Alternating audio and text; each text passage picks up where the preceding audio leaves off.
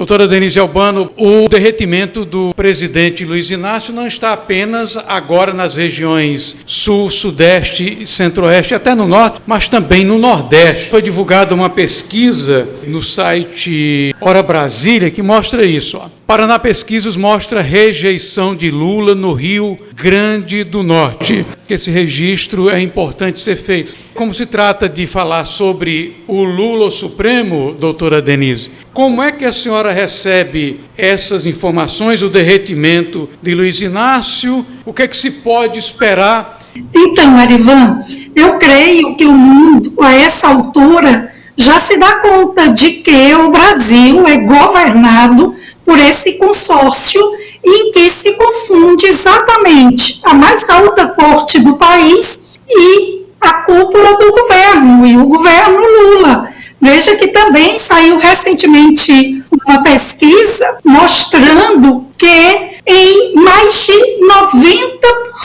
90% de demandas que o governo leva para o Supremo, ele consegue aprovação. Enquanto o Supremo como que sabotava o governo do Bolsonaro, impedindo até mesmo que atos privativos da Presidência da República, como a nomeação do diretor-geral da Polícia Federal, fosse respeitado, quando o Supremo decide que o governo tem que pagar de uma levada só uma montanha aí de bilhões de precatórios, e o governo Bolsonaro teve que negociar com o Congresso uma espécie de parcelamento, senão inviabilizaria por total o governo. Ou seja, eu cito essas duas decisões claramente sabotadoras do governo Bolsonaro, enquanto agora, para reforçar essa ideia de que é um consórcio tirânico que hoje manda no país, nós temos também a indicação dessa pesquisa. E aí, o derretimento de Lula nas pesquisas, indicando que até mesmo no seu mais forte bastião eleitoral, que é o Nordeste, ele vem alcançando índices crescentes de rejeição. Temos também essa reação de parlamentares norte-americanos, exatamente porque eles estão se dando conta de que o experimento autoritário que aqui no Brasil está em curso pode exatamente não apenas dar sobrevida a regimes tirânicos que já existem aqui na América, como na Nicarágua, do amigão do Lula, do Ortega, o Maduro, aqui do lado na Venezuela, o Evo Morales, que sempre fica aí se assanhando para voltar a ser o ditador boliviano. Eles percebem que o mundo democrático, que preza pelo respeito ao primado da lei, que luta e defende os mais básicos direitos de liberdade, reage e apoia uma reação do povo brasileiro, de parlamentares corajosos, ou então o Brasil sucumbirá e levará a reboque toda a América Latina, com riscos reais de que esses autoritarismos sejam cada vez mais frequentes e avancem em diversos países. O povo que muitas vezes na lida diária, na luta pela sobrevivência, se preocupa menos com essa questão da violação às suas liberdades, dos riscos que eles correm, porque estão preocupados com o feijão, o arroz nosso, o pão nosso de cada dia na mesa da família. Eles estão vendo aí que o PT destruiu a economia. Eu vi agora há pouco supermercado vendendo a unidade do ovo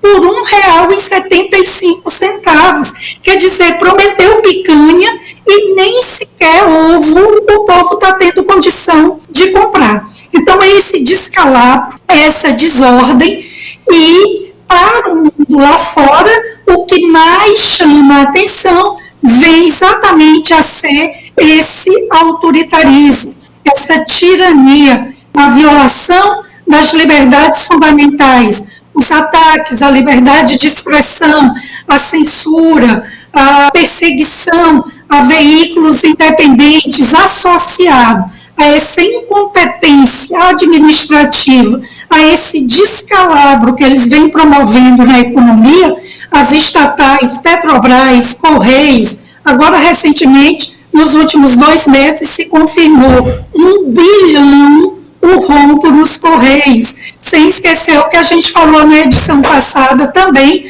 do rombo na Petrobras. Não é surpresa que, para além dessa destruição da economia, desses ataques às liberdades, temos também o desmonte e o ataque às estatais, cada vez mais aparelhadas, instrumentalizadas para servir exatamente aos amigos petistas. E, finalmente, nós temos aí a nomeação da Gleisi Hoffmann como nova articuladora política, o que mostra que ninguém do Centrão está disposto a embarcar, continuar embarcado, aliás, nesse barco furado que é o governo petista. Acabou, ele está aí em naufrágio, se segurando numa grande boia, que é o Supremo Tribunal Federal, é a grande verdade, é a boia de salvação desse desgoverno. E aí, alguém que é famosa por ser extremamente agressiva, que desagrega, ser indicada por Lula para cuidar da articulação política, como é que ela vai dialogar, por exemplo, com o chefe do PP, que é o Ciro Nogueira, a quem ela já ofendeu N vezes, a agressividade que ela tem para com evangélicos, e temos aí o Marcos Pereira, segundo homem da Igreja Universal do Reino de Deus, uma liderança evangélica, que é o chefe do Partido Republicanos. Temos aí também o próprio Kassab, que é secretário do Tarcísio de Freitas, também frequentemente esse governador atacado pelas hostes petistas. E, para completar, cogita Lula indicar o Guilherme Boulos para ter um cargo junto a ele no Palácio do Planalto, assumir o lugar lá do Márcio Macedo, cuidando aí do contato com movimentos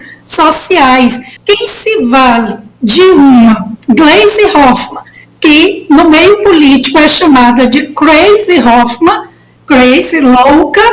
e Guilherme Boulos, mais conhecido como o grande invasor de propriedades, aquele que disse que quebrar vidraça de prédio, depredar a Fiesp é pouca coisa, e grita contra a anistia a uma mãe de família, mãe de 2 crianças, que apenas rabiscou uma fala dita por Barroso numa estátua, e no dia seguinte a estátua já estava limpinha. Mas é essa turma, veja que Lula radicaliza, mostra que o Lula 3 é uma farsa que virou tragédia. Então, o pai da mentira, da disfarçatez, toda a sua figura farsesca, hoje está absolutamente escancarada e virou tragédia, porque o país comandado por Lula é, sem dúvida, um país que caminha para um fim trágico.